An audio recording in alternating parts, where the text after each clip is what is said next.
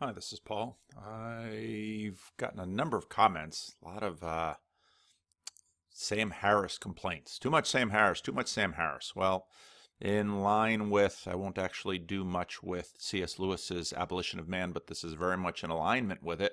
I want Sam to move over a little bit, and I want to look at Alister McGrath. Alister McGrath is a teacher at Gresham College in Oxford. He began his life as a Christian, gave up Christianity because of science, eventually got looks like a Oxford Doctor of Philosophy in his research in molecular biophysics in 1977, and became a Christian. And if you want to hear about how he became a Christian, unbelievable, from its archives, did a thing on him. You can just look Alister McGrath, unbelievable. So he's a scientist, became a theologian, has written a ton of theological books. I've read 3 of his books. I've read his biography of C.S. Lewis. That was actually the 3rd book I read. The first book of his that I read was his book Heresy, which I thought was quite good. There's his book Heresy. He also wrote a good book on Christianity's Dangerous Idea on Martin Luther. And if you go to his Amazon page, you can find book after book after book after book that he's written. He writes a fair amount on religion and science, again, because he's got a PhD in biophysics, and he's got the PhD in theology. So he's a really wonderful resource. One of the things that I've been thinking about lately is that Jordan Peterson needs some new, better conversation partners. Now, I did a short video Sunday morning on what really is his agenda, and I'd written most of this PowerPoint before then. What really is his project? What is he doing for others, giving him meaning? He wants to make individual lives better. He's done a self-help book. He's done the Dr. Oz celebrity appearance. He's doing his traveling Sort Yourself Out show. And that's a very meaningful thing for Jordan Peterson, quite obviously. And it's a big part of how he sees his calling, his vocation, his mission, his making the world a better place by helping people sort themselves out.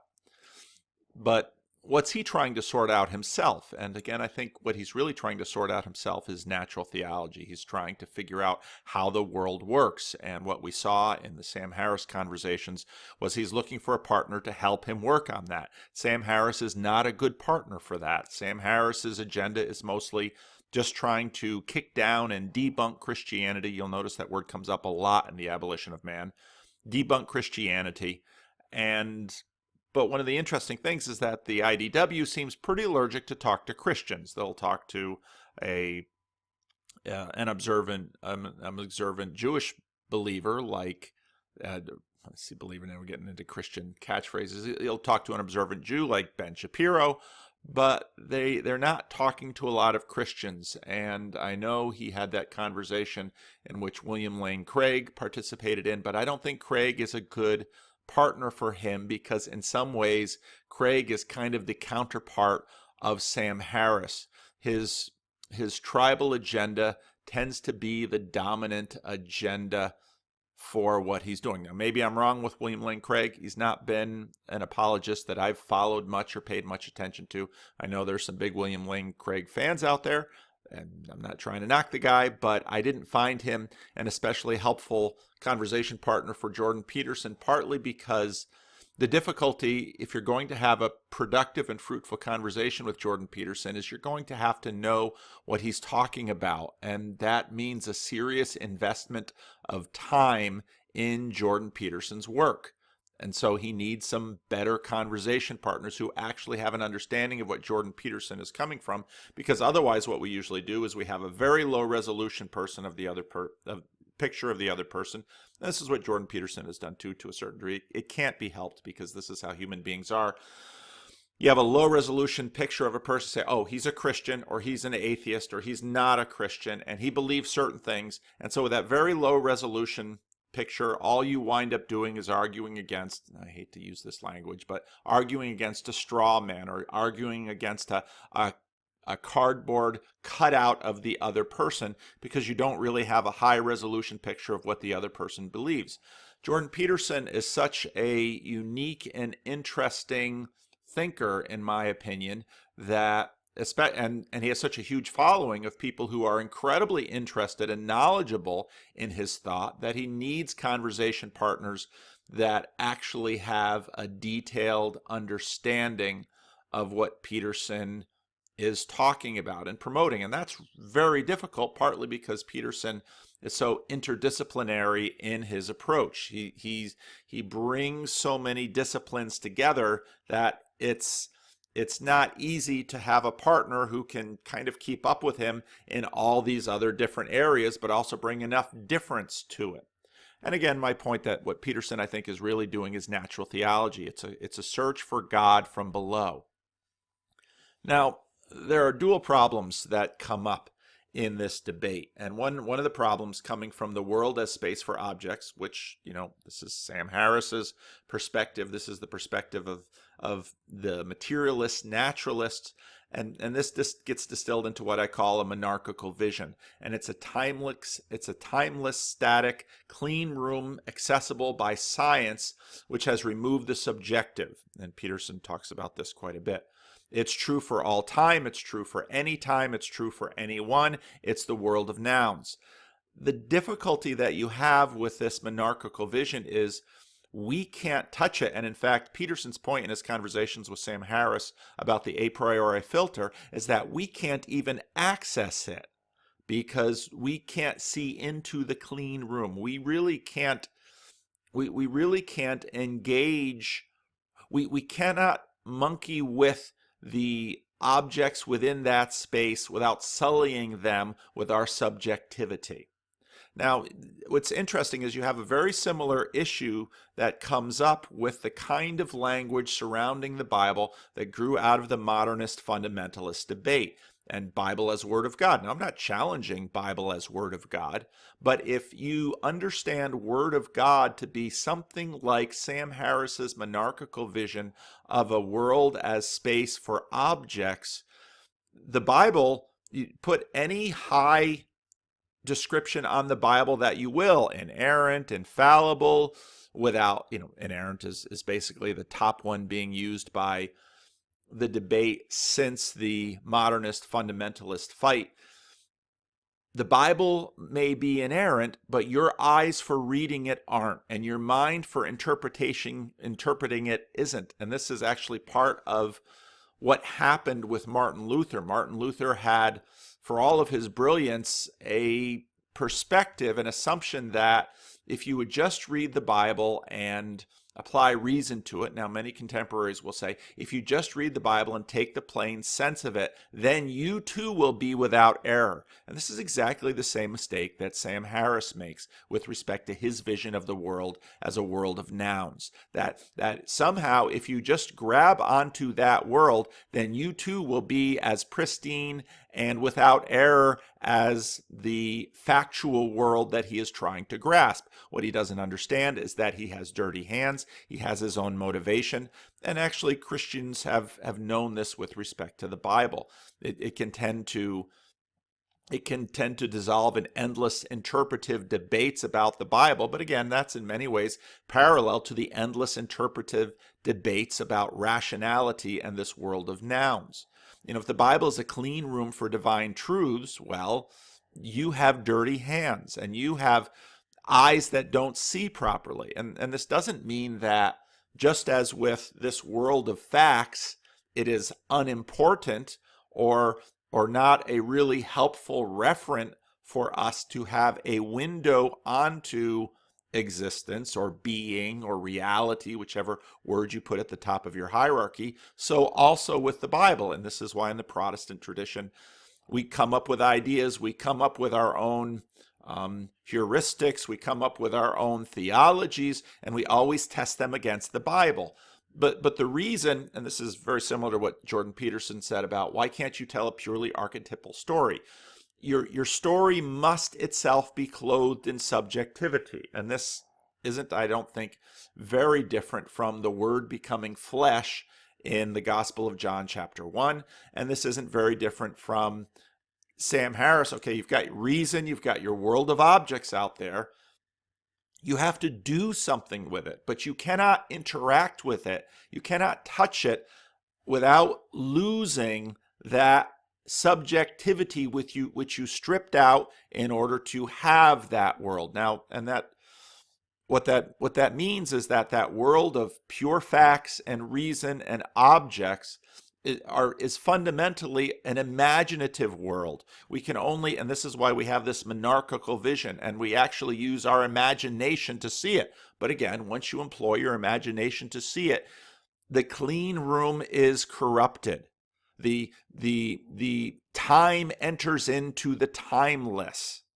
Now this isn't trans-temporal, let's say, which is the eternal, but this is timeless, this is static, it's a clean room. And so once, in fact, you imagine you see it, your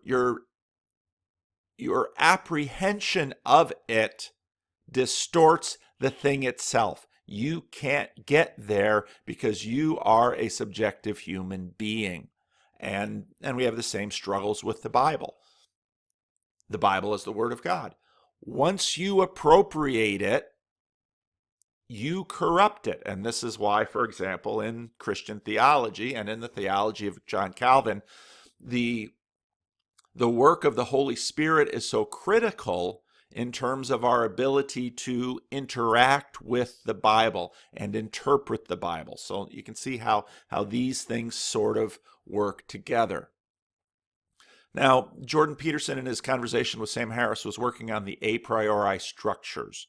And this is a motivational structure. What this means is that that relies on sorting that we can see and provides motivation so we can act. So this a priori structure, we are faced with a near infinite number of facts around us. And because we are limited creatures, we can't comprehend, we can't even see all these facts at once. Our minds are too limited for that. So what we tend to do is we have to sort them out. And this is what Jordan Peterson, what he points out to Sam Harris is, okay, Sam Harris, you have this monarchical vision of your world of facts, but you don't even know which fact you see first. And your subjectivity determines which fact you see first, because you can't see the whole world of facts at once. And again, I think in some ways this is analogous to God and time. God can see all time at once, in the same way we can see history. But even when we're seeing history, when we can, let's say, all the facts, let's use facts, all the facts that we can apprehend in the past, well, there are many, many facts, but via consciousness, this cloud of seeing and apprehending that we use, we can, in fact, only apprehend one fact at a time. And so here again, we are limited by this cloud of consciousness. We are limited by time, but according to the history of theology and philosophy, God can see all history at once. He can see all time at once. He can see all facts at once. And we as human beings are simply far too limited to do that. And so in other words, according to Peterson, the way we can apprehend anything is through this a priori structure that lines up as a hierarchy. So we see what to us is the most important fact first. Now imagine you're suspecting that your spouse or your lover is cheating on you, and you burst into the hotel room. What do you look for first? You look for the cheater to be caught in the act. You don't burst through the hotel room and say, oh, wow, the wall is yellow. You don't look at the wall. There's a hierarchy of values. And this is, again, Jordan Peterson's whole project that he develops through maps of meaning. You live in a world of values, and that value structure dictates that which you see and sets up those values so that which you apprehend first. If you're going into your office looking for a book and you open the door and there's a king cobra on the floor of your office, you don't just stroll in and grab the book and say, oh yeah, I saw a cobra in there too. No, you pay attention to the cobra. Why? And in fact, I was thinking about the celebrity atheists in this. One way to illustrate that is they're all sitting nice and calm on the stage. But if someone in the audience would pull out a gun, everyone in the room would pay attention to the gun. Why? Is the gun just one fact among many? No. All of your valuative hierarchies that you have in subjectivity make you see the gun first, because for your creature, the gun is the most important thing. And this is, again, why we can't apprehend this world of facts as one thing. And we are not impartial observers of this world. We come in with dirty hands. We come in with motivated eyes. And this is the only way we can apprehend the world. So this limits what we see. This distorts what we see. There's no clean room. There's no pristine vision. This holds equally for a space for objects as we approach the Bible. Again, that's what I said in the last slide. We Christians have exactly the same issue that they deal with in the Bible. And if you go through the Jordan Peterson, I'm talking more about Sam Harris, the Jordan Peterson, Sam Harris thing, Sam Harris keeps talking about this world, and then he complains about how Christians interpret the Bible, and Jordan Peterson comes back at him and says, but Sam, it's the same problem in both sides. Christians have an interpretive problem. Rationalists in a world full of objects have the same interpretive problem. We come to this world with dirty hands. We come to this world with motivated eyes, and we see that which is important, and we process it within our cloud of consciousness, and in fact beyond our consciousness with our brain. But all that too is motivated. And so in many ways, as Jordan Peterson says many times, to a high degree, and I know people hear a lot of woo in this, but it's not woo, it's science. We, in a sense, to a fair degree, not completely, it's within bounds, but the world that we see is a world that we create.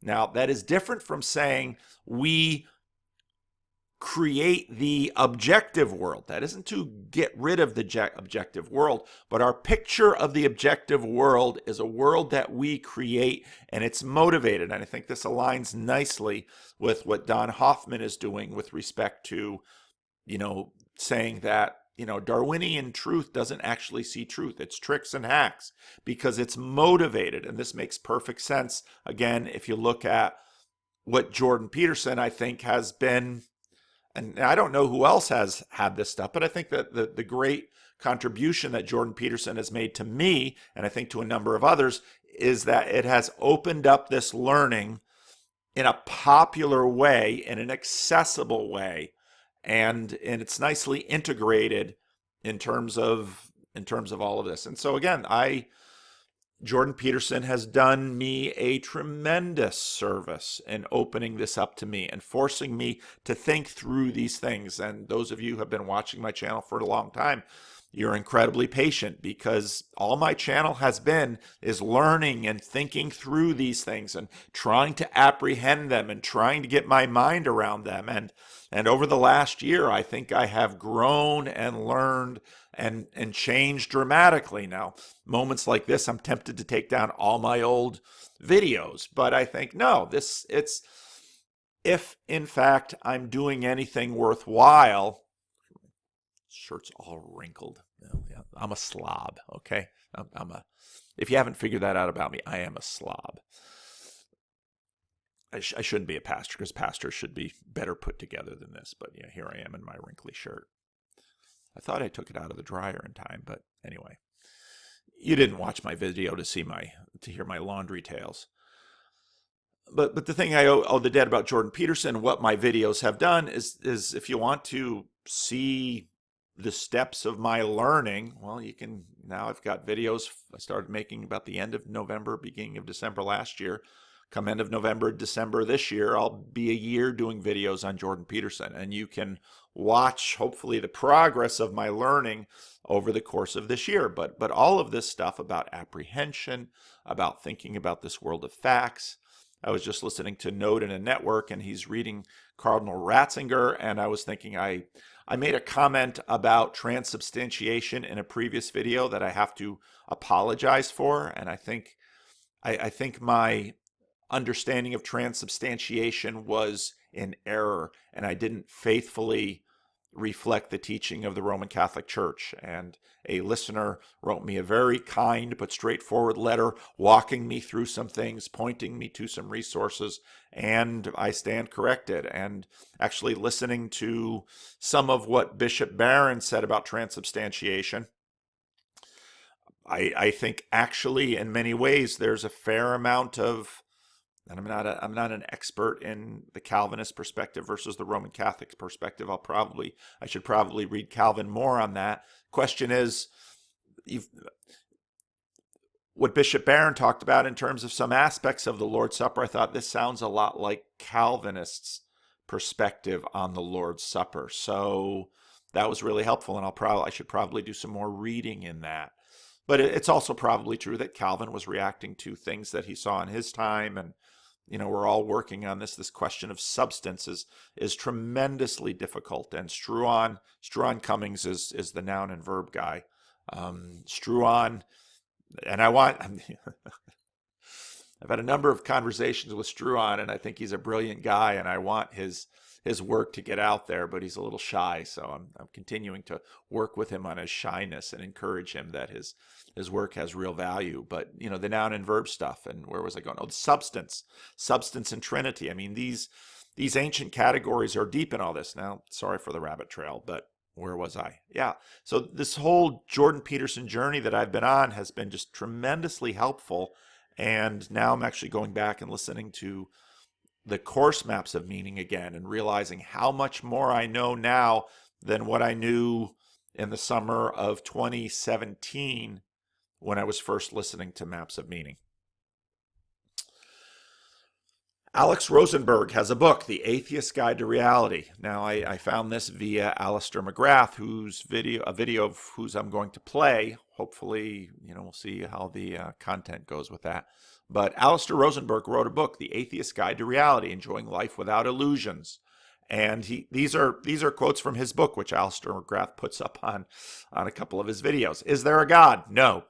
What is the nature of reality? What physics says it is. What is the purpose in the universe? There is none. What is the meaning of life? Ditto. No meaning in life, no purpose in the universe. What is the difference between right and wrong, good and bad? There is no moral difference between them. And Alister McGrath, in the video I'm about to play, I think does a fair job. I'm tempted to pick up the book, but I'm always a little reluctant to pick up a book that I don't know if I'll necessarily, I don't like picking up a book because already I know I'll disagree with it. And so, why spend the $10 or so on this book if I'm basically reading it and being tempted to straw man something? But this seems to be Alex Rosenberg's position. And I think quite actually, given what I understand now again, I have a low resolution picture of him. Given what I understand his assumptions to be, his answers to these questions make sense. From a particular perspective on the universe, I have real doubts if from below how far you can get. And this gets into this question of Kierkegaard, because within the Christian camp, and there's if a number of people have pointed out the Michael Roos, John Lennox conversation in Unbelievable. And what's really interesting about that is Lennox is the evidentialist, and in a sense, Roos is the fideist. And one of these days I should probably have a conversation with Esther O'Reilly. Some of you might enjoy that because I'm more on the fideist side. My Reformed Calvinism is more on the fideist side, and I think Esther is more on the evidentialist side of the argument. And so that's when C. Stephen Evans does his talk on Kierkegaard, which someone else sent. People have sent me a lot of terrific videos, links to a lot of terrific videos. C. Stephen Evans, writing about Kierkegaard, sees Kierkegaard again much more as a fideist. Faith, you need that leap of faith. John Lennox is much more of an evidentialist. Here's all the evidence, and the evidentialists have a little bit more trust in the project of natural theology. We can build that tower to get, if not all the way there, mostly there. And most Christian evidentialists finally come to a point of saying there is a gap. You need God to come down and meet you. they don't really build the Tower of Babel all the way up. I think they know their Bible better than that. But Christian fideists look at the leap as a bigger leap, and they're less confident how high you can build that tower of natural theology. But now Alex Rosenberg says you can't start the project at all. Now, I've made this, you're probably going to keep seeing this diagram for a while. This is meaning, purpose, requires, telos, goals, ends. What I see Jordan Peterson doing is trying to, and we're going to talk about this a little bit later, trying to finish the square here.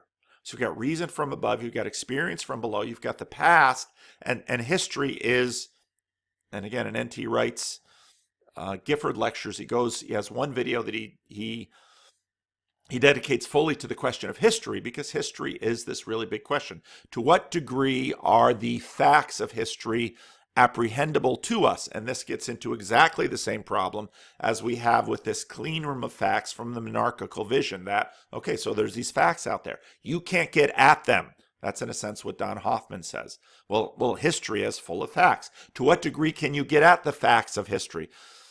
This is one of the big points that C.S. Lewis makes in his book Miracles, because he says, people want to use Hume to say whether or not miracles can happen. The problem you have with history is that by definition, everything in history happens only once. And so your probability, which really implicitly looks into the future when applied to the past, doesn't really hold, because all history is full of unique incidences. And even from a materialist perspective, you can never, apart from these tiny little scientific experiments that we do, you can never recreate anything out there in the wild in history. You can imaginatively ask yourself, what if Caesar didn't cross the Rubicon? I mean, you can do those kinds of things, but history isn't accessible in that way.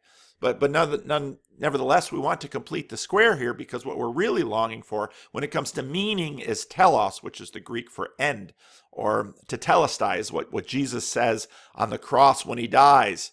It is finished. But it also means meaning and purpose and goal and future. And the future is a very big deal with Jordan Peterson when he talks about sacrifice and how that works.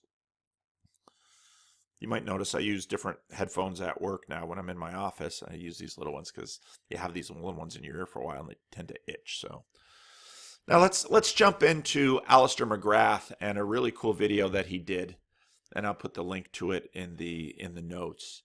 And I don't know what kind of copyright Gresham College puts on their YouTube videos, but I'll find out when I post this. But I think this is a really helpful section, and the whole video is worthwhile. And again, a listener sent me this video, and I really appreciate it. And I can't always remember which listener sends me what, because I get so much email and so many messages. But this center section of the video is really important. And here, Alister McGrath is continuing to process Alex Rosenberg's book, and then he jumps to another atheist, Ira Murdoch. So let's listen to how Alister processes this. Put this in. Now,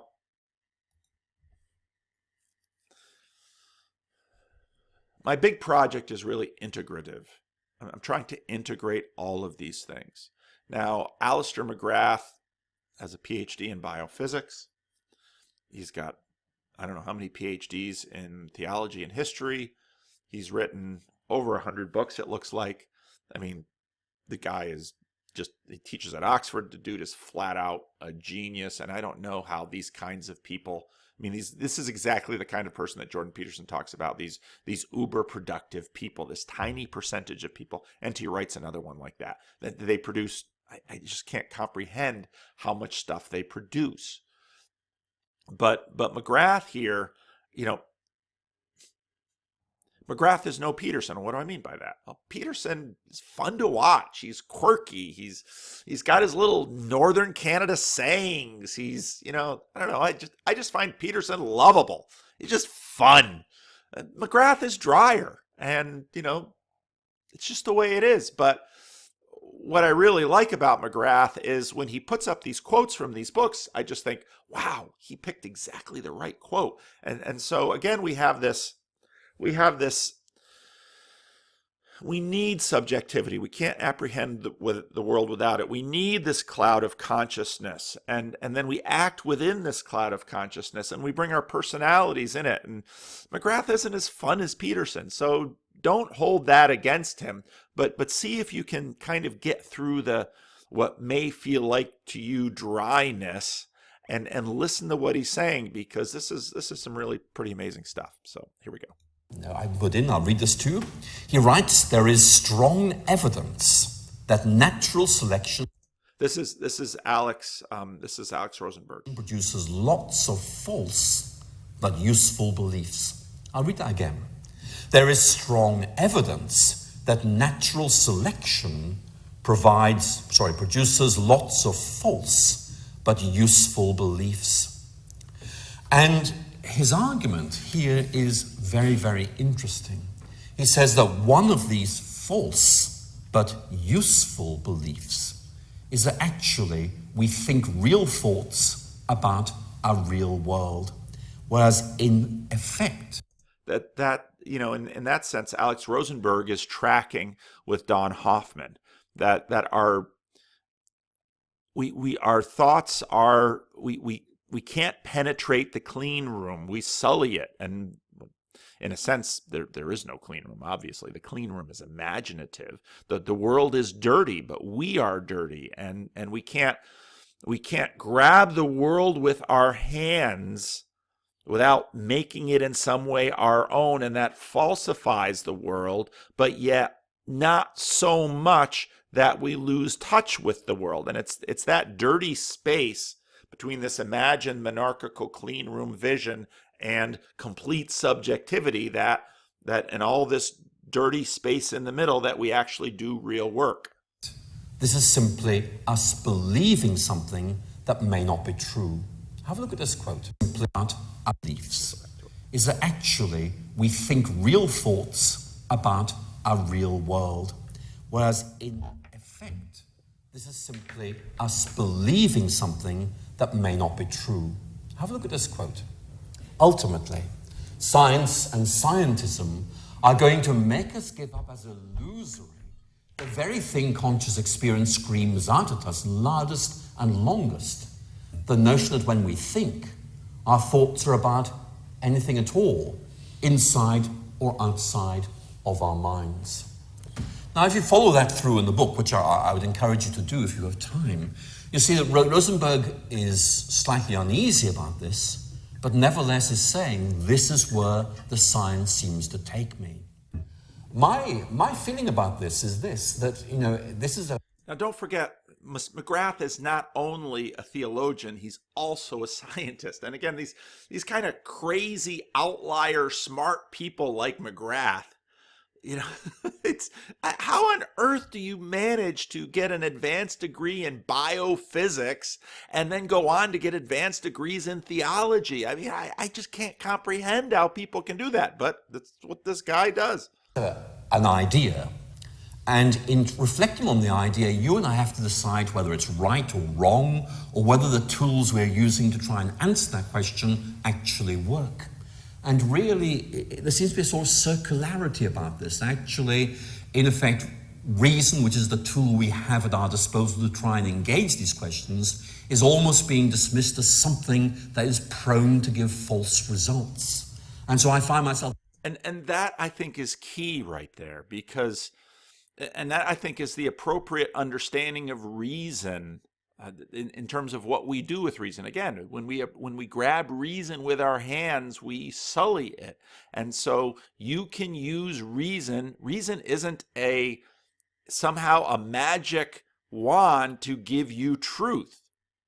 Reason is this process by which we construct upon a foundation, but if the foundation is wrong, then the construction is wrong. Reason, as McGilchrist notes, is kind of a correlative tracking device that we can kind of track all together as we construct this tower or build this chain.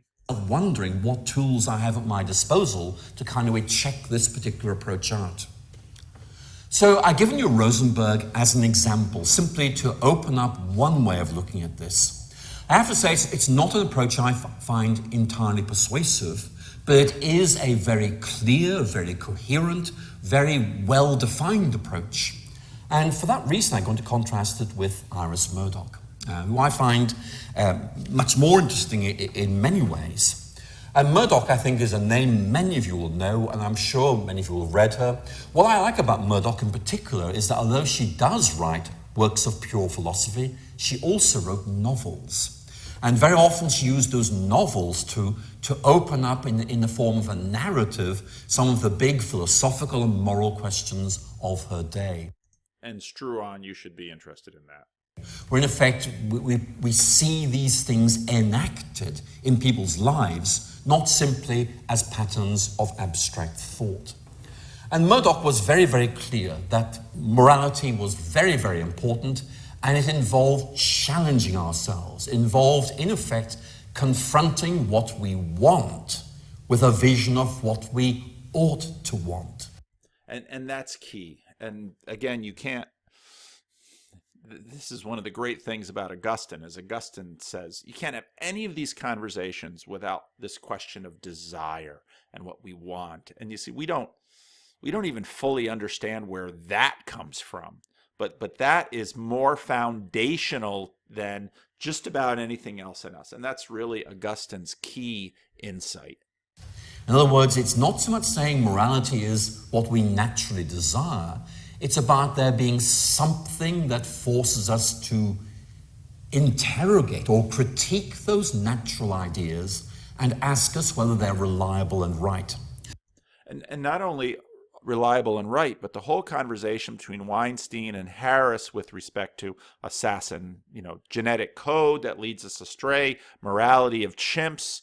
We transcend this supposedly coded morality that we have to a higher one. Well, where are you getting that higher one? And this is the question again of C.S. Lewis and the Abolition of Man and the Tao. One of the main problems of moral philosophy, she writes, might be formulated thus. Are there any techniques for the purification and reorientation of an energy which is naturally selfish in such a way that when moments of choice arrive, we shall be sure of acting rightly? If you want to take at least the 2 Vancouver lectures with Brett Weinstein, there's the question right there in one sentence? Yep, it's one sentence. There's the question in one sentence. And this is what they are striving at. Now Harris, I'm going to keep talking about Harris. This is the context of this conversation. Harris keeps saying, yeah, it's easy. It's just reason. Weinstein is a little more skeptical and says, I don't know. And he's skeptical of Peterson's project, pulling in all of this mythology. He's skeptical about that. So he's kind of this person in the middle. And of course, Peterson is saying, well, we have to mine the depths and the riches of mythology in order to actually get here because, and again, just in terms of, I think, a rational evidentialist argument, there's potential for gold in them thar hills in the mythology, even from a scientific basis, which I think is Peterson's strength, and Sam Harris just doesn't see it. But here Iris Murdoch says, well, here's the question. Can we transcend chimp morality? Can we do something other than tear apart invading chimps from another tribe and have warfare? And we say, well, human beings have done this. We've managed to group ourselves in far larger groups than chimps have been able to group themselves. Okay, but we're still not very good at it. And we don't even know, we've got some indications from biology and sociology about what has helped us adapt to that. And it's these multiple hierarchies. And I think Peterson is right. But we still don't have a very good sense of how you can orient how you can orient morality. And I think part of that is, again, because of this. Because you cannot orient morality unless you have a telos and unless you have an end. It's like trying to shoot without a target. It's like trying to shoot into a cloud smoke or of dust or of water vapor. And unless you can pinpoint the target, your morality might be, well, it's sort of in that direction, but you can't identify it because your telos isn't. And again, we're going to a little bit later get into Peterson's telos, which is again, in fact, Darwinistic. So let's keep going. Now, Murdoch's answer to that question is, well, yes, but it's a complicated answer. And what she is trying to do is to say that to make this work, we have to recognize there is something beyond us which challenges or informs us. So in effect, our natural or innate ideas are subject to scrutiny and challenge by something that's not subjective but is outside us. That is the question of objective morality. That is the question of moral knowledge. And Murdoch is saying we can only engage in this project of critiquing chimp morality, of critiquing the code given us within ourselves as assassin robots, if we have another objective standard outside of ourselves to which we appeal and which we use to critique that which we are trying to transcend. And her argument basically is that there has to be a transcendent ideal which is capable of capturing both our minds and our imaginations, which in effect presents us with this vision of what is good. And once that captures our imagination, it motivates our conduct. And again, this is what Harris and Peterson and Weinstein are really reaching towards. And when you bring Doug Murray into the conversation, Murray is in some sense the longing romantic skeptic that says, I had to throw this stuff out, but in a sense he's wistfully looking in his garbage can and he's saying, do I really want to get rid of that? Do I really want to send that to the dump? That's been so beautiful and so useful, but I just don't believe it anymore. And she sets out this in a number of writings. Here is one. She's quoting from the Book of Common Prayer, 1662, in this little passage. But she's trying to say that we need something beyond us to think about what is right. Talking about the term good, the proper seriousness of the term refers us to a perfection which is perhaps never exemplified in the world we know. There is no good in us. That's from the Book of Common Prayer. It's Calvinism. But which carries with it the idea of transcendence. And that really is the key theme for Murdoch. We need there to be something beyond us, which in effect challenges us and informs us and redirects those selfish thoughts which we so easily have in helpful and good direction. And this is what, a lot of Sam Harris here, so sorry. This is what Sam Harris says reason can do for him. This is what Dillahunty says reason can do for him. And Peterson keeps saying, well, show me. Well, it's obvious. It's not obvious to me.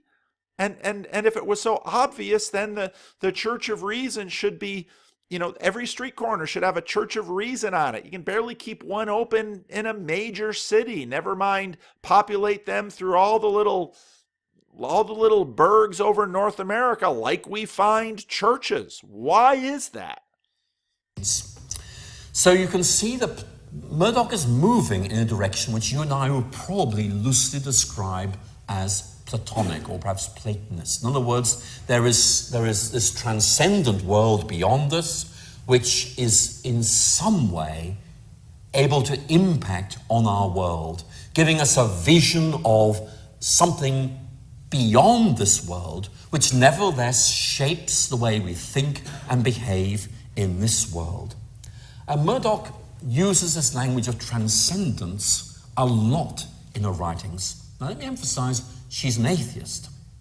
But she feels she has to have this notion of some kind of transcendent reality to give stability to the idea of moral notions. Here she is.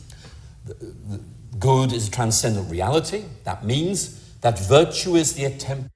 Notice again, she needs this idea for stability. And this again is part of what we deal with respect to time.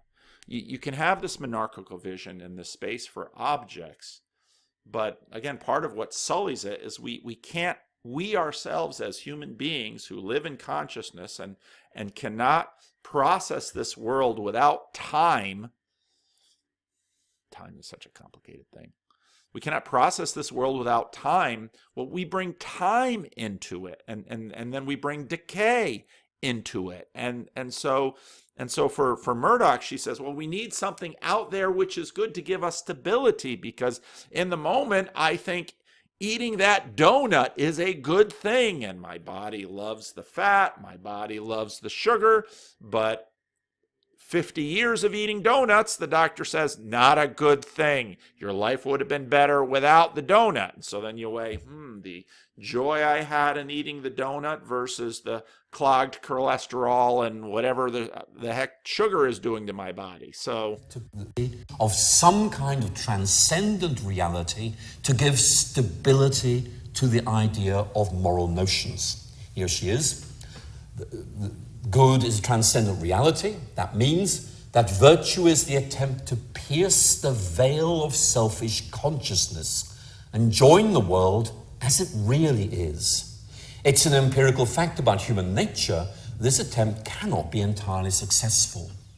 Okay, good as a transcendent reality. So in a sense, via good, we can see, I think Peterson is right with form for action is a better concept, because I don't think you can actually have good within this clean room monarchical vision space for objects. There's no such thing as good, because good is more verb-like, and again in Struan's thinking.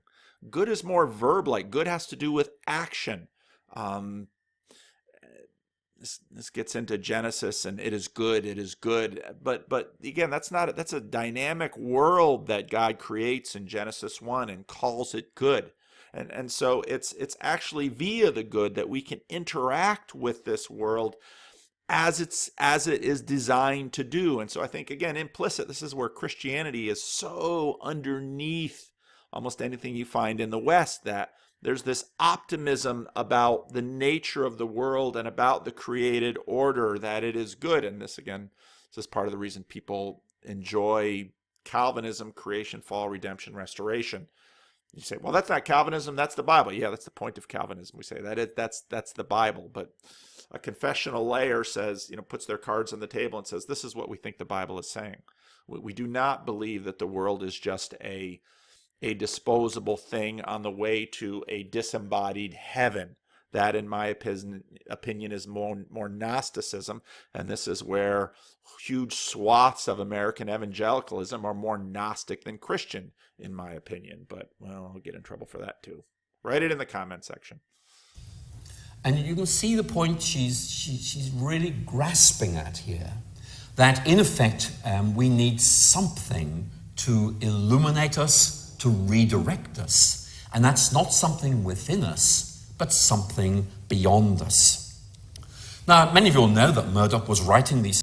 And that, again, is C.S. Lewis in the Tao. It is something beyond us. It's, it's out there. It's as objective as this world of facts. Thoughts back in the 1960s and early 1970s. And at that time, Murdoch was based at Oxford. And at Oxford, at that time, any notion of transcendence was regarded with a certain degree of ridicule in the professional philosophical circles in which she worked.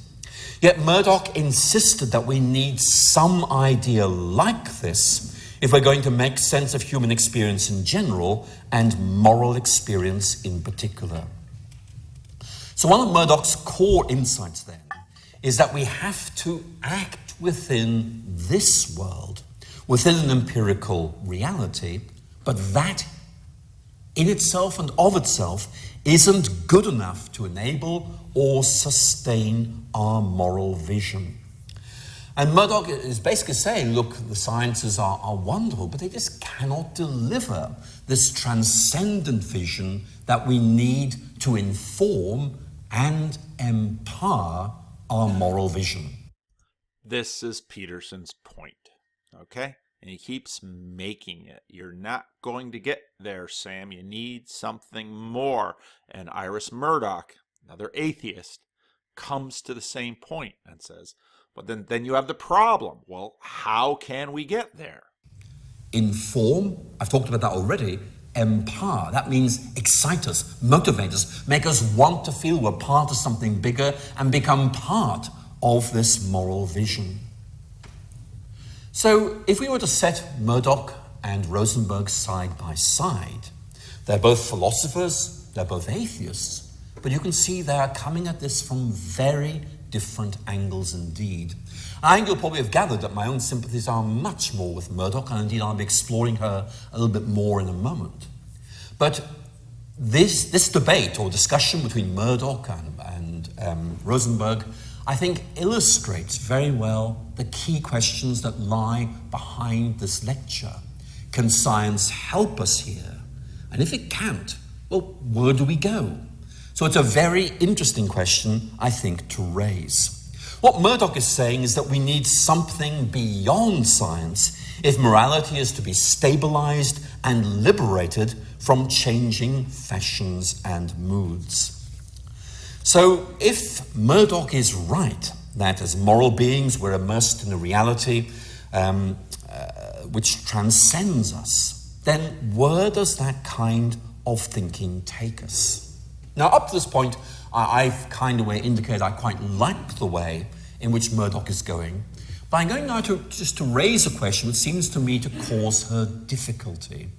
And it's this. Here is the question I would ask of Murdoch. If she is right, and there's this transcendent thing called the good, remember that very famous lecture, The Sovereignty of Good, where she talks about this radiant vision of goodness which energizes and motivates us. Well, if she is right, how do we actually know what it's like? Where do we see this, if you like, enacted? In other words, is this just some sort of abstract idea which each of us understands in their own way, or is there some way in which this transcendent idea is disclosed or embodied so we can actually see what it's like? And now this here is a question of revelation. Okay, now again, Murdoch is an atheist. She's going to practice the contemporary bias of excluding any type of traditional idea of Christian revelation, but she makes the point that for human beings to interact with it, they're going to have to see it. It's going to have to be disclosed. It's going to have to be out there in the world so that people can see it, interact with it, desire it, pick it up, and do it themselves. And Murdoch actually in her novels is very, very good about this. She presents characters who exemplify in their lives the kind of moral virtues she's talking about. Which is why she writes fiction. Makes sense. But for me, the Achilles heel of Murdoch's moral vision is that how do we actually see what this is like? It very easily becomes simply an abstract idea beyond us rather than something that we can somehow relate to and give us excitement. How do we give substance to this ideal? And that for me is an issue that seems to me to be important here. If I could use a theological word to try and put my finger on what I think is the problem here, I think that we need goodness to be incarnated. In other words, to take some sort of form in our own world so we can see it and say that gives us an idea about what it is and motivates us to want to be like it.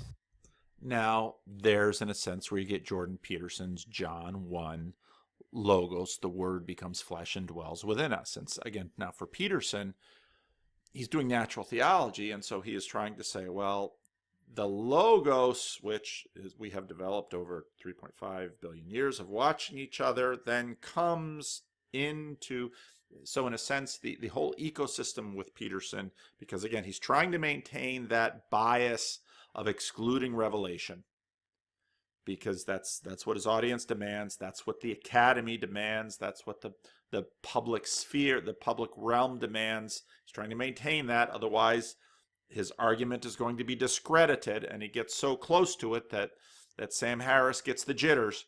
But Peterson said, well, that's the logos. That's the word becoming flesh and dwelling amongst us. That's the disclosure. That's the revelation. And so, of course, McGrath will use theological language because he's a Christian. He says, I am not going to necessarily, for the sake of conversation, I can play within this frame that you demand of me, but I myself don't actually buy the frame and its limitations and its biases.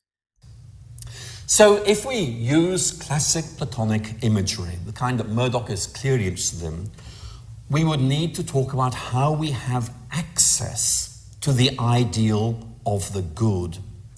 How can we mediate between this transcendent world of goodness and our own world? And that, to me, is a problem that I think Murdoch has. If I were now to just begin to approach this from a more Christian angle, I would really want to pick up on this theme of incarnation. Namely, that the transcendent actually enters into and becomes present within and embodied within our own human history. In other words, if I could just use classical theological language, we could say that truth, beauty, and goodness, those three words are very often linked together as the so-called Platonic triad, truth, beauty, and goodness, can be seen in Christ incarnated within the actualities of life. Now, there's a lot more I need to say here, but I think some of you will be saying, well, look, this is quite interesting, but persuade us that this notion of a transcendent good actually really matters. And I think that's a fair question. So I'm going to do this by giving you a historical example, which I think might be helpful here. And we're going to look at a situation that arose in Nazi Germany in the late 1930s. And we're looking at a man called Heinrich Roman, not a name I would expect any of you to know. He's quite obscure, but he wrote a little book called The Eternal Return of Natural Law. And let me tell you why he wrote it. And I think once you see that, maybe this will become a lot clearer and maybe a lot more interesting as well. The problem was that Adolf Hitler came to power. Really, by 1934, Germany was in the process of being Nazified, including its legal frameworks.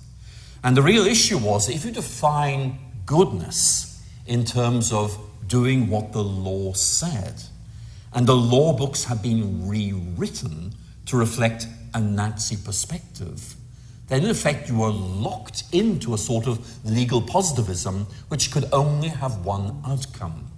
And Heinrich Roman was a lawyer who just said, look, this is terrible. There has to be something beyond law by which law is to be judged. I think many of you will recognize that sentiment very, very easily.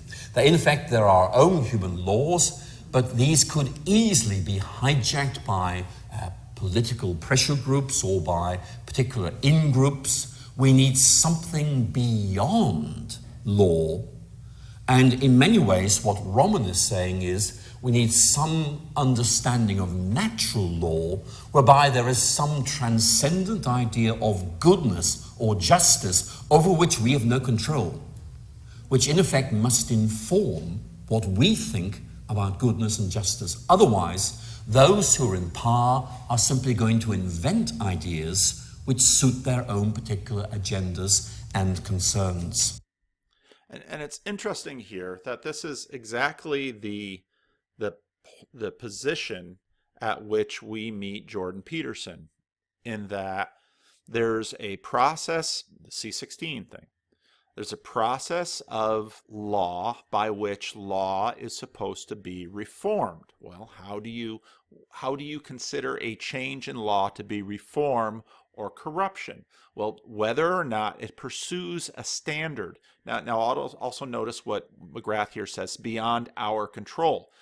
Now this gets very interesting, because on one hand, we always reach for the elements of the things within the monarchical vision in order to control them, but we also know that law has to in some ways be outside of our control because we don't trust each other, and for good reason. And this is something that I think is deeply built into the idea of God, because without a God, all we are left with is each other or Darwinistic selection. And Darwinistic selection, by that definition, is not just or unjust. It's simply outside of justice, that which dies. So that there is no justice in Darwin, and you can hear Harari say that there is no justice in Darwin. Don Hoffman says that Darwinian selection isn't selecting the right. It is selecting the strong or the adaptive or the thing that will succeed. And this is where we're going to get into critiquing Jordan Peterson's goal. But Peterson comes into our screen over C16 because part of his political agenda is there is a group, there are groups going, what's happening in our society right now is a religious movement. It's a new civil religion that says, well, we have to reform our laws to pursue a particular idea of justice. But it doesn't actually defend that idea of justice. It doesn't actually say, this is why this is just and this is unjust. And what's happening is that we've got this implicit realm within our heads of that which we think is just. Now, in a little bit, I'm going to play a little bit more of McGrath, where he's going to get into Rorty, who's a pragmatist, and we're going to deal with that end of it. But how do you reform a law? What is your goal for your worldview? Nazis saw racial progressive evolution to what you imagine to be the pinnacle of the race. And then they had this, Hitler wasn't blonde, but supposedly blonde hair, blue-eyed were the supermen of the race. And, well, they kind of got this from a scientistic approach where you said, well, dark, gorillas are dark and hairy. And so if you get all the way to blonde hair, blue-eyed, that must be the other end of the spectrum. And so via science, they concoct this spectrum of racial superiority, and, off we go with that. Marxists, of course, had material and social equality, this imagined progressive evolution beyond the social structures that we see that are oppressive today, and so we're going to be on that. Now, every attempt to reform a law implicitly appeals to something in the reformer's mind.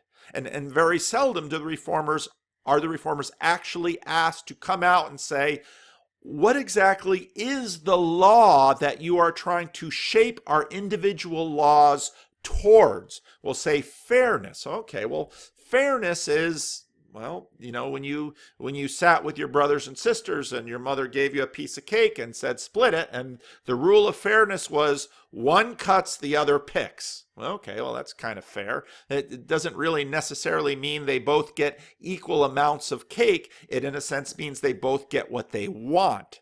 Okay, well, now we're starting to get a little bit deeper below the surface and get a little deeper below the surface of that which is in our culture, what we define as just. And in a sense, culturally, we have defined as just to get what you want. Well, what happens when you actually say you want something and then you get it and you realize that your wanting mechanism wasn't real good? You really wanted that Yugo, and if you're old enough, you remember this car that came from Yugoslavia. You really wanted that Yugo, or you really wanted those. Remember, Hyundai first came to America. The cars were cheap. And, I really want that. Well, and then you had a Hyundai or you had a Yugo and you had it for a few years and soon you didn't want it. And so what in a sense we do is we enshrine our desires and we say, you want it? Here you go.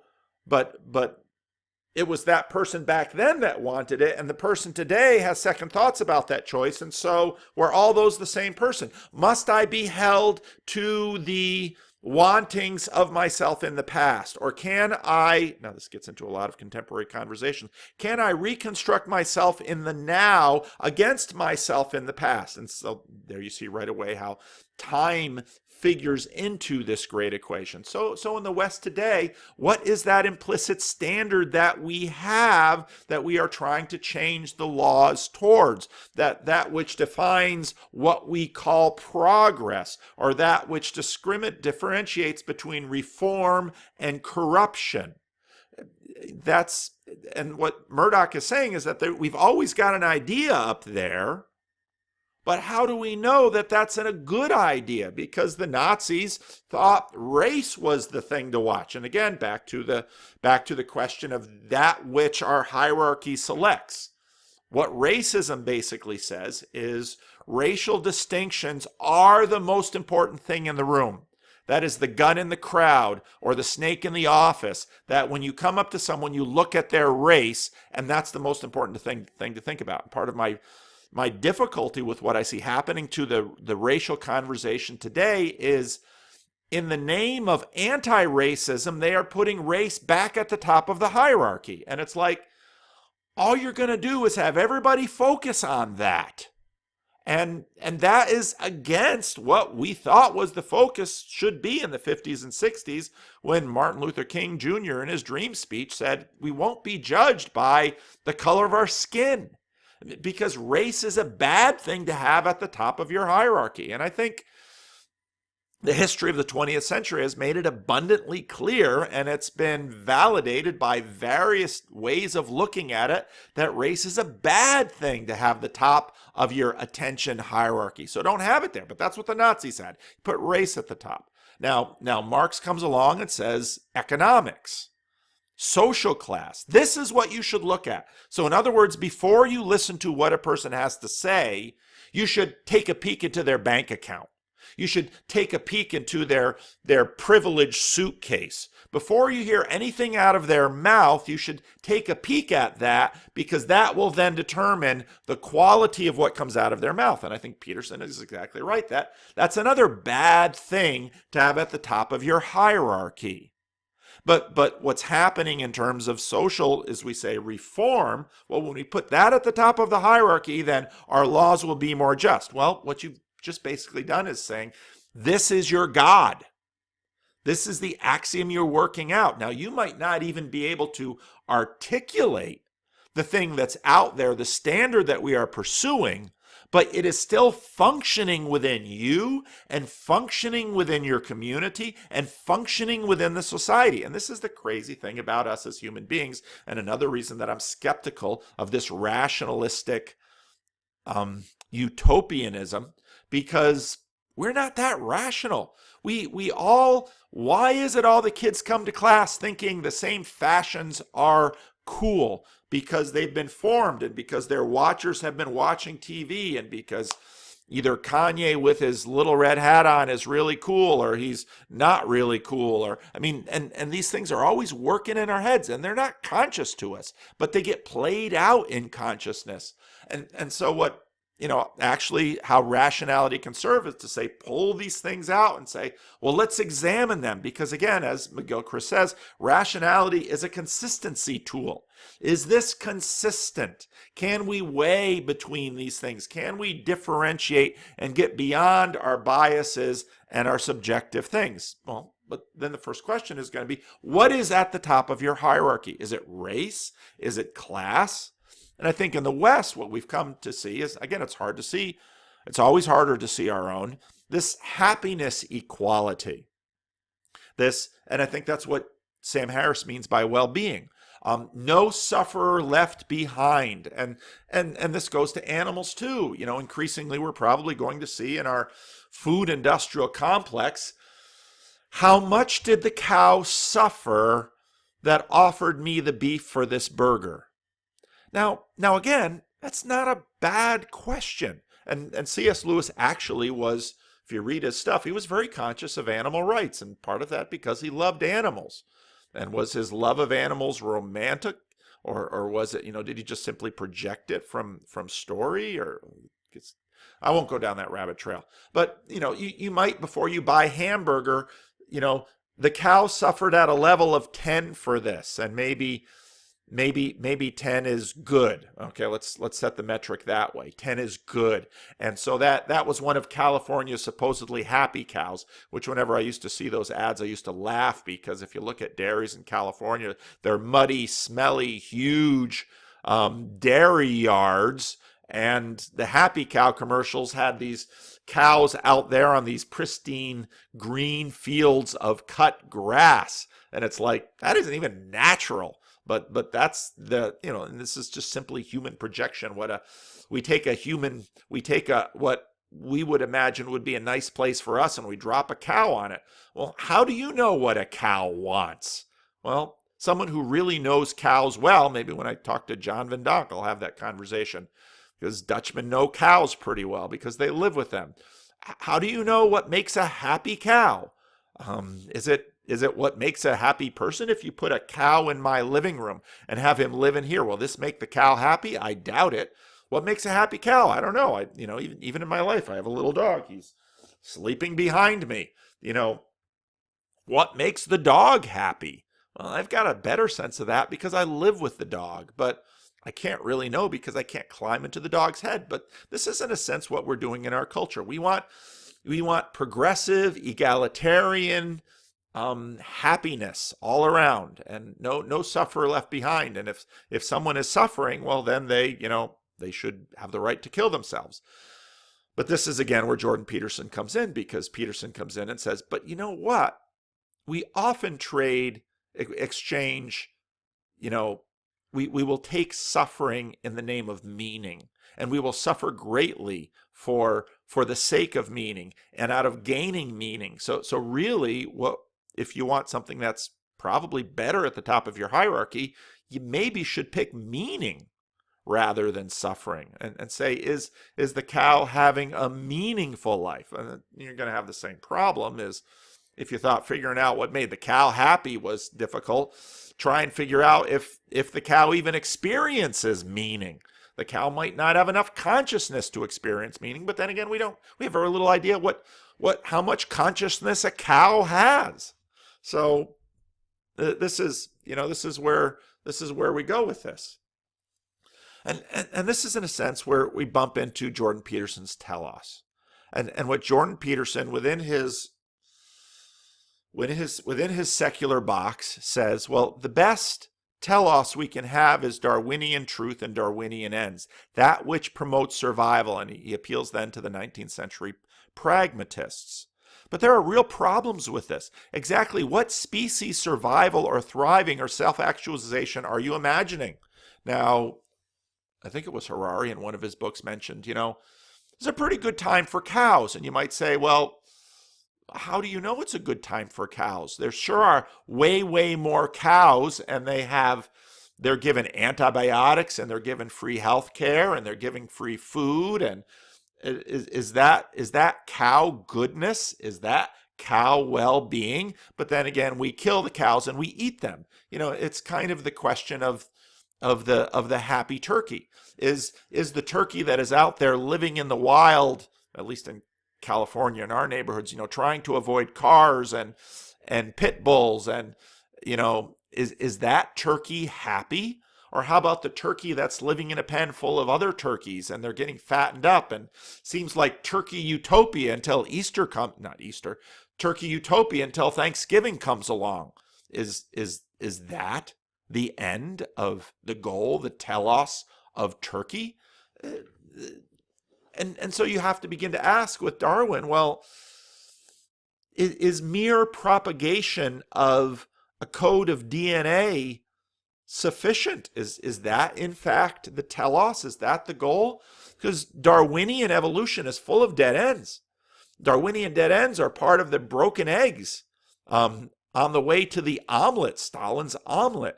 But it doesn't help you figure out what kind of omelet is good, or what an omelet is at all. And again, if you read the Metaphysical Club, part of what Darwin points out is that, well, the question isn't which finch will survive. The question is, what is finch? And as we're talking about human beings remaking themselves with AI and BioLink and all these things that we look at in science fiction, What is a human being? And you've got Rogan and Musk saying, well, maybe us in the meat space are bootloaders for our AI children successors or subsumers. Is that what we are? And see, Darwin can't answer that question. There may be more cows on Earth right now than there have ever been in all of humanity, but does that make this cow utopia? Does October in the turkey yard make it turkey utopia or turkey holocaust? I don't think Darwin can give us that answer. And you can very quickly see that in terms of the American ethos of happiness and Darwin of survival, even those are at odds. And so then the question is, well, what exactly is orienting us? Because we are all functioning with this imagined good. The Nazis had one, the Marxists have one, and Americans have one. In fact, they have competing ones. Well, how do we know which one is good?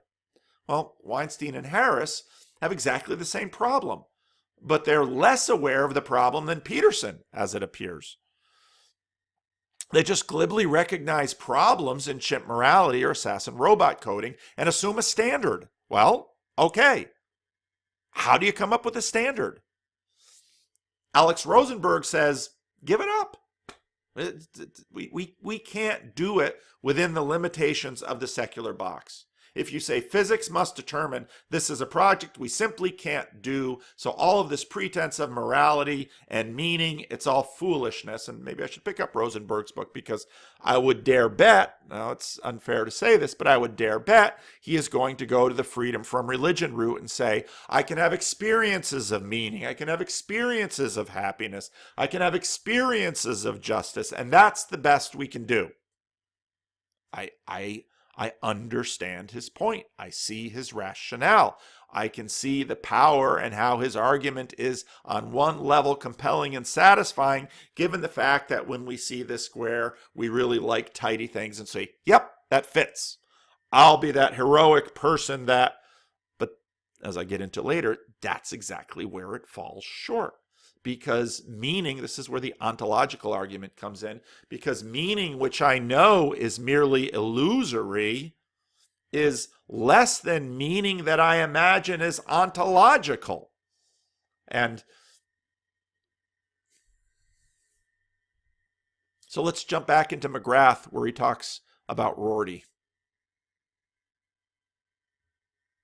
We need something, if I can put it like this, by which what we think is right can be interrogated. Are you really sure about this, or are you simply locked into conventional ways of thinking? And this again, when at the beginning of Vancouver 1, when Peterson is agreeing with Harris and Weinstein, we want objective morality. We want something that, well, why? Why don't we want relativism? Because then you're just wind up saying the Holocaust. There's no way of saying what happened in Germany in the 40s, or what happened in the Soviet Union in the 30s to the 70s and 80s, or you have no way of actually saying one is better than the other. So how can we get there? Well, let's try pragmatism. Now, it's not an abstract question, I'm afraid. Many of you will have read the philosopher Richard Rorty, R-O-R-T-Y, a very interesting American pragmatist philosopher who I think has written some of the most interesting works of philosophy recently. And Rorty takes the view that actually what we perceive to be just or right is largely the outcome of social conventions. And this is where he talks about this in his book, The Consequences of Pragmatism. Some of you will know this book. If not, it's a very interesting book. And Rorty here is simply making the point that, in effect, we decide what is right.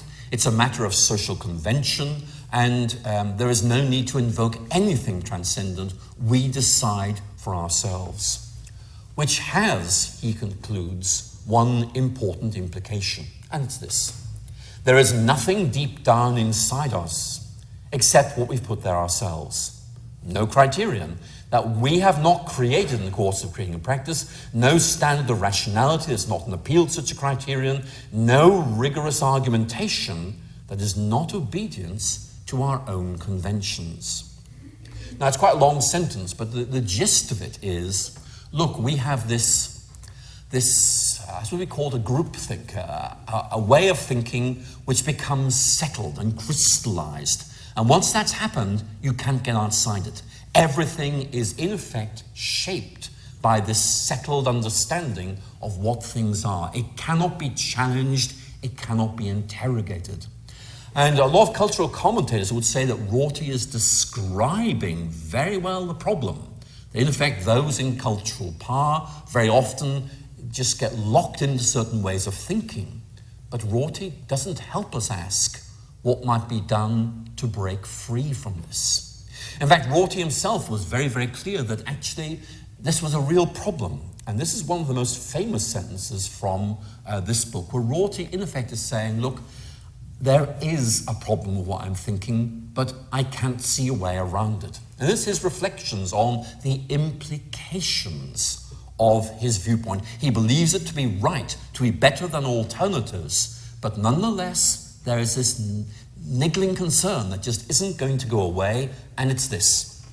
When the secret police come, when the torturers violate the innocent, there is nothing to be said of them in the form, there is something within you which you are betraying. Though you embody the practices of a totalitarian society which will endure forever, there is something beyond those practices which condemns you. Now, it's an interesting quote. Again, Rorty doesn't solve this problem, but he does give us this very, very interesting insight that there's something not quite right.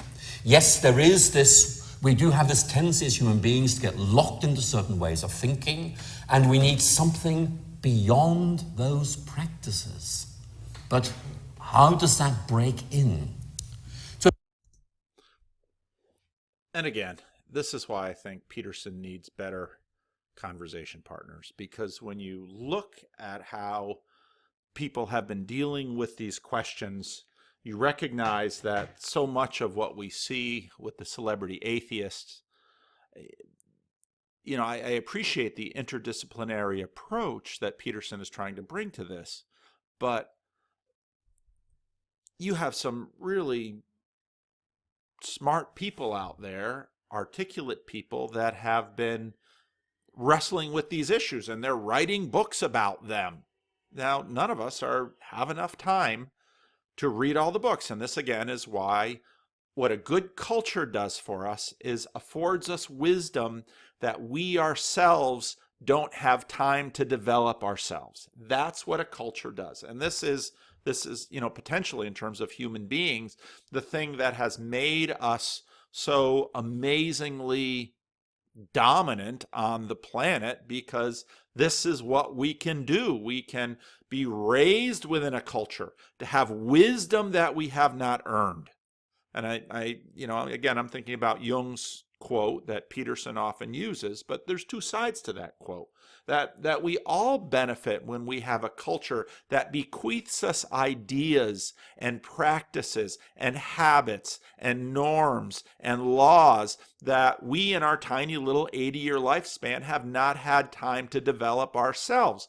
The problem that happens what happens in culture now, if there is in fact this objective standard out there, and the culture loses sight of it, and this again is part of Peterson's conservative ethos, the culture loses sight of it, then what happens is that the culture loses that knowledge and the people suffer. And some of what we've been seeing happen with respect to the age of my children now puts me, again, in terms of my hierarchy, I pay attention to what's happening with 20 and 30 somethings in terms of the quest of finding a lifelong partner for family and children. And now you might say, well, all that is in the past. Okay, well, do you have something more to defend that rationally than just some progressivistic idea that You don't need marriage to have children. Do children really thrive? And see, part of the difficulty is that we enter into these social experiments making snap judgments ourselves based on low resolution, it's the only way we can do it.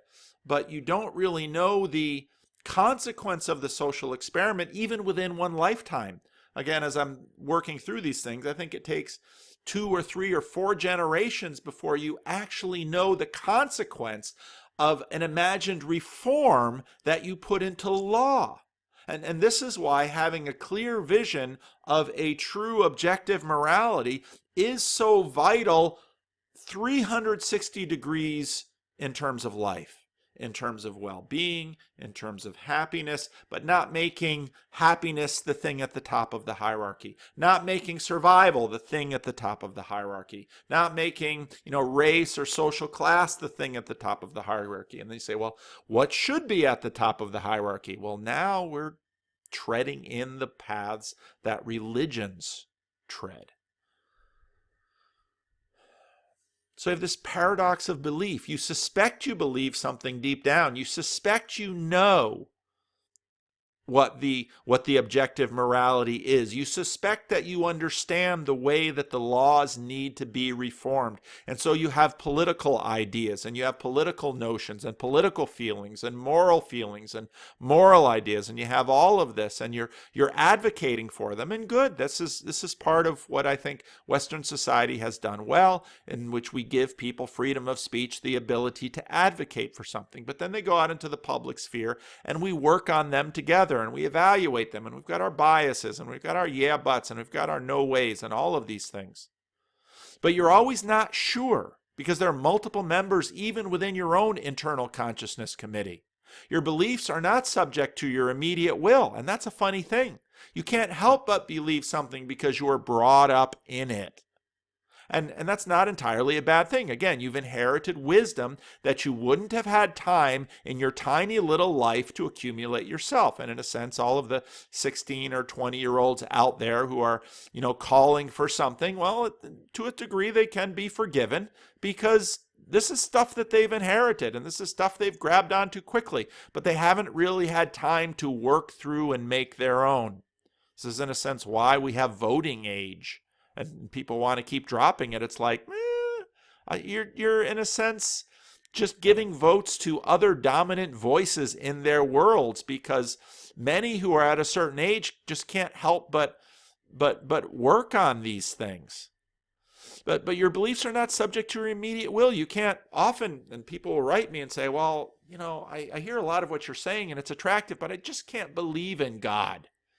And I understand that. You don't just sit down one day and say, I'm going to believe in God, and then you do it. No, it's just like Peterson said, you've just changed something at the surface of you. And for it to get all the way down, well, how do you do that? Well, you do that by actually shaping the elephant and changing things in your life and going to church and being around believers and singing songs and reading books and working through liturgy. And the elephant changes slowly, and that's a good thing.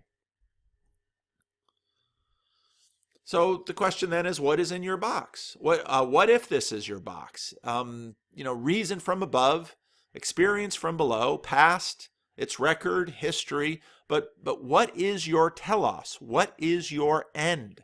Is it your personal well-being? Well, this is where you get into the Piaget equilibrated self. Well, if it's good for you, it should be good for your neighbors. If it's good for your neighbors, it's probably good for you too. And out you go from there through time and through society. But many people just wander around with whatever thing that they've inherited, and they don't even know they have it. So sit down and think, what is at the top of my hierarchy?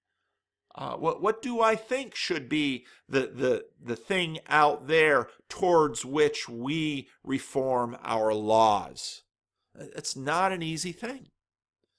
And there are just really a number of options, but they are limited. There's Alex Rosenberg's nihilism. What are you afraid of? Be a nihilist. But Nietzsche's questions then really come to the fore in that. Are you subject to Nietzsche's criticism that your morality is simply your care for status among the other elephants? That you are good because of your mirror neurons and because your internal wiring, and again, Peterson has done a good job of illuminating that. Your internal wiring is built for status. And are you good because you want to climb to the hierarchy? And are you just simply parroting what the people around you are saying in order to get to the top of that hierarchy and to be liked by them and to be esteemed by them and to be rewarded by them?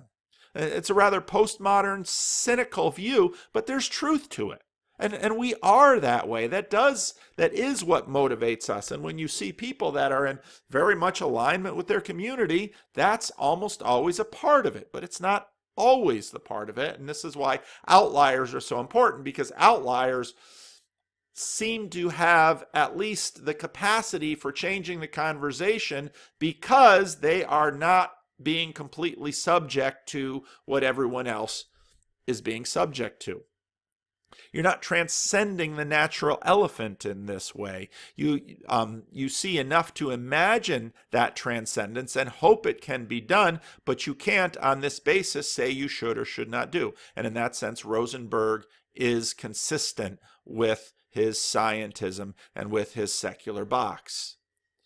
Then you have crowdsourced social morality, and this is, I think, something similar to Rorty's perspective. And this is what Weinstein and Harris are doing. With some vague notion of socially inherited, with some eschatological belief that someday you will discover its foundation in reason or something justifying the conclusions you've already come to. And now Sam Harris thinks he's found it. Weinstein seems to be kind of on the edge, and Peterson is looking for it. And that's the project. That's what makes the conversation interesting.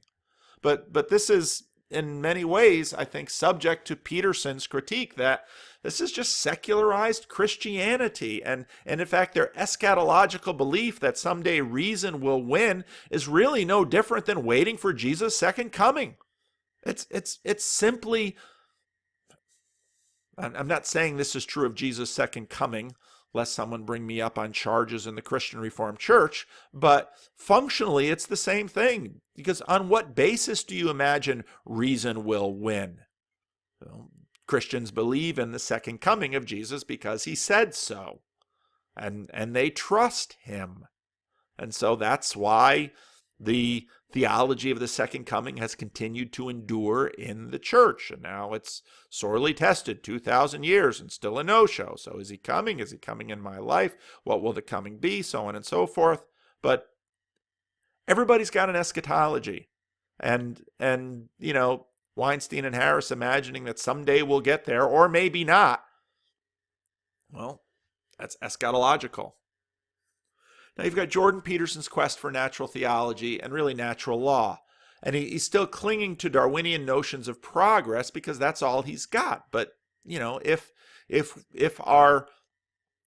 what we give birth to is AI and it destroys us, well, there you go, Darwinian truth.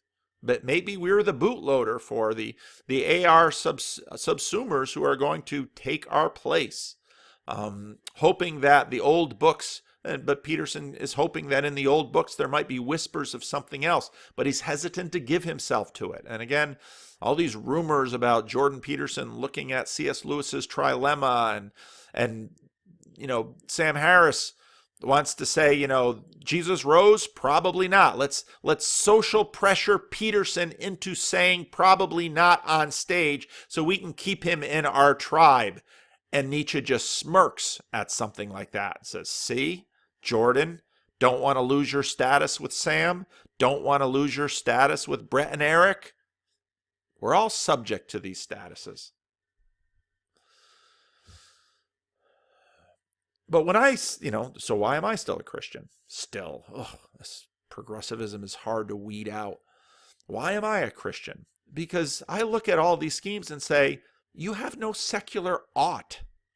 You know, if it's nihilism, well, then if Nietzsche is right, if it's a will to power, well, then I can will to believe in Jesus. Secularity can't find a more compelling telos. I don't think Darwin gives us a better telos than the glory of the kingdom of God. because of the two beyond the two options on the ground. I want, from Nietzsche to nihilism. Well, that's pretty basic in us. Remnants of my genetic code must be passed along, even in subsumed by a race, even if subsumed by a race as removed from me as I am from the other mammals whose code I have subsumed. That's an ought. That's a telos. That's a vision. I'll keep the Christian vision, thank you. Why not believe in a better story? So there's a little hour and a half for a Monday morning, and let me know what you think.